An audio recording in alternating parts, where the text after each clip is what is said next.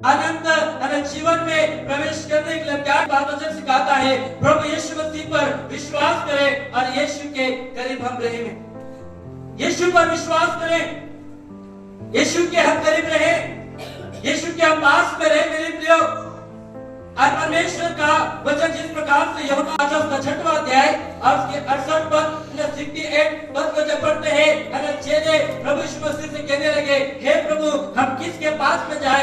अनंत जीवन की बातें तो तेरे पास में, अनंत जीवन तेरे पास में है।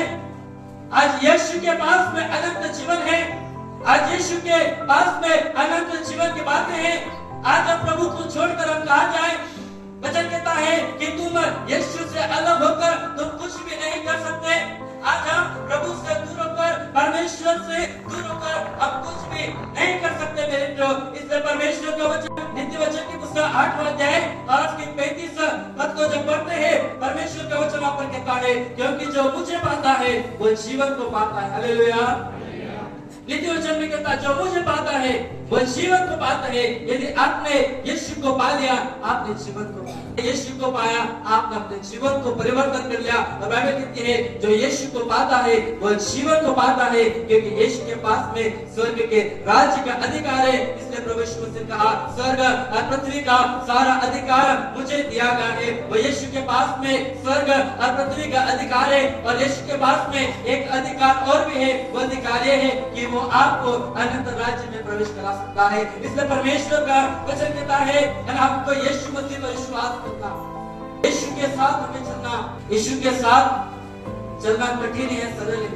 प्रभु के साथ चलना कठिन है, सरल क्या है? यीशु के साथ चलना कठिन है। कई लोग बोलते हैं प्रभु के साथ चलना सरल कठिन है। कई लोग बोलते हैं, पास्टर साहब, प्रभु यीशु के साथ चलेंगे और आपको क्या मिलेगा? इसी बात कहते हैं, जेल खाने में डाल दिए जाओगे, पंचायत में सौंप दिए जाओगे, लोग तुम्हारे ताड़नाओं को करोगे, परिवार तुमको छोड़ देगा, रिश्तेदार तुमको छोड़ देगा, परिवार के लोग तुमको छोड़ देंगे। इसलिए मेरे प्रियो, प्रभु के साथ चलना सरल नहीं, यीशु के साथ चलना, यीशु के साथ चलना कठिन है। परंतु जब यीशु हमारा अंदर होता है, जब यीशु हमारे साथ में रहता है, वो कठिन को भी सरल बना देता है। हालेलुया।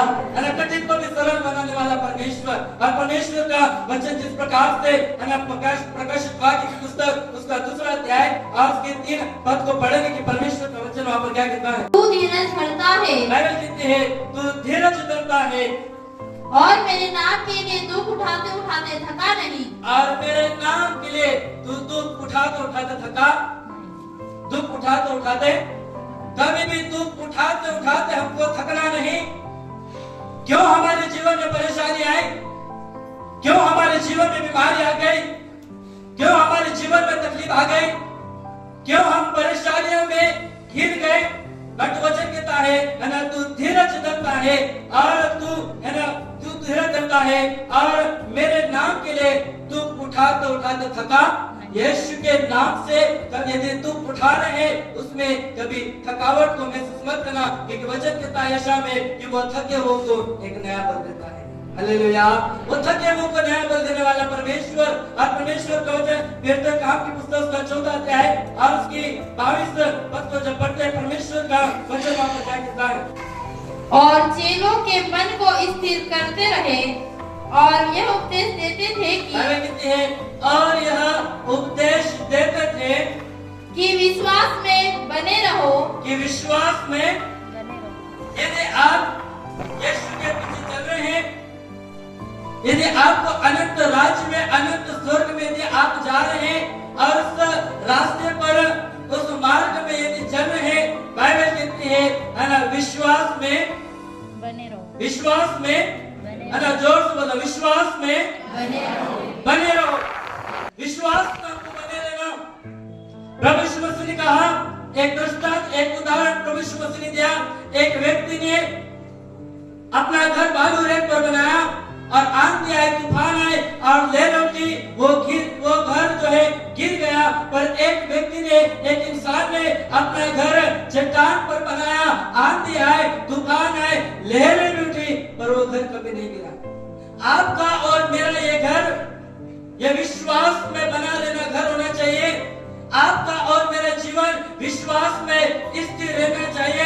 यदि हम प्रभु के पीछे चल रहे हैं, यदि हम यीशु के पीछे चल रहे हैं, यदि हम अनंत जीवन के राज्य के मार्ग में यदि हम चल रहे हैं, तो बाइबल का वचन कहता है कि विश्वास में बने रहो।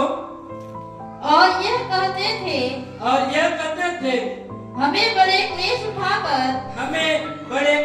उठाकर बाइबल कहती है विश्वास में बने रहो और है ना बड़े क्लेश उठाकर परमेश्वर के राज्य में प्रवेश करना होगा। हालेलुया। कितनी बड़ी बात है, उठाकर परमेश्वर के राज्य में प्रवेश करना। में ये नहीं लिखा बाइबल कहती है हमारा दुख उठाकर परमेश्वर के राज्य में प्रवेश। और मेरे प्रिय, उन दुखों में भी प्रभु हमारे साथ है, दोनों आंसुओं में भी प्रभु हमारे साथ है, और परेशानियों में भी प्रभु हमारे साथ में है। बाइबल कहती है ना विश्वास में तुम स्थिर रहो, प्रार्थना में ना तुम बने रहो, और दुख ना क्लेश उठाकर ना उस अनंत जीवन में तुम प्रवेश करो। ना चाहे जीवन में दुख आएगा, चाहे जीवन में ना परेशानी आएगी, हम अपने जीवन में ना कभी हार को नहीं माने, क्योंकि ना प्रभु हमारे साथ है। हालेलुया। इसलिए परमेश्वर का वचन में सिखाता है कि अनंत जीवन में प्रवेश करने के क्या करें। प्रभु आज के वचन के द्वारा आप सभी को आशीष